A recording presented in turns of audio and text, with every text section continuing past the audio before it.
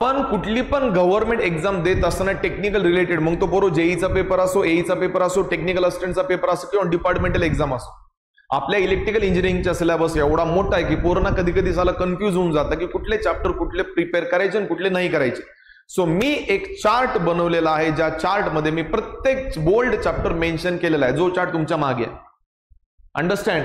या पूर्ण चॅप्टर मधले जेवढे काही पॅरामीटर्स आहेत सगळे मेन्शन केलेले. पोरो याला फक्त तुम्ही व्यवस्थित प्रिपेअर करा. का? गेल्या 5 वर्षामध्ये जेवढे काही पेपर झालेले आहेत गव्हर्नमेंट एक्झामचे, त्याला अनालिसिस करून मी काही बोल्ड टॉपिक सांगत आहे ते प्रिपेअर करा. तुम्हाला 100% फायदा होईल. उदाहरणार्थ सगळ्यात पहिला सेक्शन आहे बेसिकचा. तुम्हाला मग बेसिक मध्ये काय करायचं? बाबा तुला बेसिक सगळंच करावं लागेल, दुसरं ऑप्शन नाहीये. मग बेसिक मध्ये तुला मॅग्नेटिक सर्किट, इलेक्ट्रोमॅग्नेटिक इंडक्शन, सगळे थेरम्स ज्याला आपण सगळे लॉ म्हणता, आणि सगळ्या क्वांटिटी तुला पाठ पाहिजे. नंबर 2 मध्ये मोडतं सर्किट. सर्किट म्हणलं की नेटवर्क थेरमच्या मागे लागू नका, कारण त्याच्यावर सहसा क्वेश्चन येत नाही. हा, एई वाल्यानं येतो, जेई आणि टेक्निकल असिस्टंट वाल्यानं येत नाही. मग सर्किट मध्ये 2 एसी आणि डीसी. डीसी सर्किटवर सगळ्यात जास्त क्वेश्चनिंग केली जाते. एसी सर्किटमध्ये सिरीज, पॅरलल आणि एसी फंडामेंटल. एसी पॅरलल सर्किटवर क्वेश्चन येत नाही, पण एसी फंडामेंटल आणि एसी सिरीज सर्किटवर येतो. पण बेटा डीसी सर्किटवर जास्त लक्ष द्या. नंबर 3 लायपोरो मशीन्स. आता मशीनचा विषय कसा आहे की असं एखादी मशीन मी तुम्हाला सांगू शकत नाही ज्याच्यावर सगळ्यात जास्त क्वेश्चन येतील, पण 2 मशीन सांगतो ज्याच्यावर माझी गॅरंटी आहे जास्त क्वेश्चन येणार. एक आहे पोरो ट्रान्सफॉर्मर आणि एका FHP. FHP म्हणजे अशा मोटर ज्या छोट्या छोट्या मोटर असतात, universal motor, servo motor, stepper motor, reluctance motor, repulsion motor etcetera. पण याचा एक ऑर्डर आहे. बेटा पहिलं तू ट्रान्सफॉर्मर कर, मग तू इंडक्शन मोटर कर, मग डीसी मोटर कर, मग सिंक्रोनस मोटर कर, मग अल्टरनेटर कर, आणि सगळ्या शेवटी छोट्या छोट्या मोटर. नेक्स्ट टॉपिक आहे पोरो तुमचा पॉवर सिस्टीम. पॉवर सिस्टीमचे 3 तुकडे आहेत: जनरेशन, ट्रान्समिशन, डिस्ट्रीब्युशन. जनरेशन मध्ये एवढे मोठे पॉवर प्लांट आहेत, सगळेच करू नका. तुम्ही काय करा, थर्मल पॉवर प्लांटला जास्त लक्ष द्या. ट्रान्समिशन आणि डिस्ट्रीब्युशन मध्ये सगळ्यात महत्त्वाचे इफेक्ट आहेत: proximity effect, skin effect, corona effect आणि फेरंट इफेक्ट. लाईट बिल कसं डिटरमाइन केलं जातं ते प्रिपेअर करा. आणि अंडरग्राउंड केबल हा एक नवीन टॉपिक मी ऍड करत आहे. आजकाल अंडरग्राउंड केबलवर सगळ्यात जास्त क्वेश्चनिंग व्हायला लागले. सो हा पण एक बोल्ड टॉपिक आहे.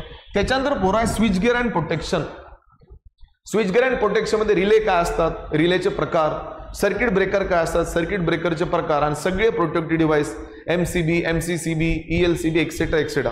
सर्किट ब्रेकरवर क्वेश्चन येतो, गॅरंटी मी देतो. अंडरस्टँड? नेक्स्ट आहे मेजरमेंट. मेजरमेंट मध्ये 3 महत्वाचे चॅप्टर: करंट आणि व्होल्टेजचं मेजरमेंट, पॉवरचं मेजरमेंट आणि मेजरिंग इन्स्ट्रुमेंट.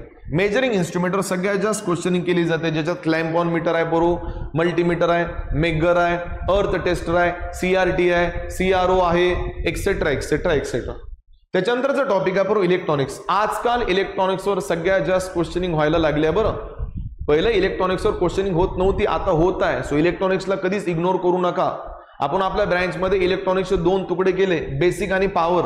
मग पोरमध्ये याच्यात काय करायचं, जेवढे काही इलेक्ट्रॉनिक डिव्हाइसेस आहेत काढायचे बाजूला. प्रत्येक डिव्हाइसेसचं फंक्शन, प्रत्येक डिव्हाइसेसचा मोटो, प्रत्येक डिव्हाइसेसचा सिम्बॉल, प्रत्येक डिव्हाइसेसचं थोडंफार कन्स्ट्रक्शन, आणि प्रत्येक डिव्हाइसचं सगळ्यात मेन ऍप्लिकेशन की तो डिव्हाइस कुठे यूज केला जातो एवढं पाठ करा. मग त्याच्यामध्ये उदाहरणार्थ डायोड काय असतो, zener diode, LED, transistor, BJT, regulators, amplifier, then SCR, thyristor etcetera etcetera. सगळे डिव्हाइसेस बद्दल तुम्हाला माहिती असणं गरजेचं आहे. सो हा चार्ट वाटलं तर मी थोडं बाजूला सरकतो. हा चार्टचा वाटलं तर परत एकदा फोटो काढा. ओके, आणि या चार्टला व्यवस्थित फॉलो करा. हे चार्ट म्हणजे या बोर्डवर जेवढे काही टॉपिक आहेत त्या टॉपिकवर सगळ्यात जास्त एक्झाम मध्ये क्वेश्चनिंग केली जाते, हे मी तुम्हाला अनालिसिस करून सांगत आहे. अंडरस्टँड?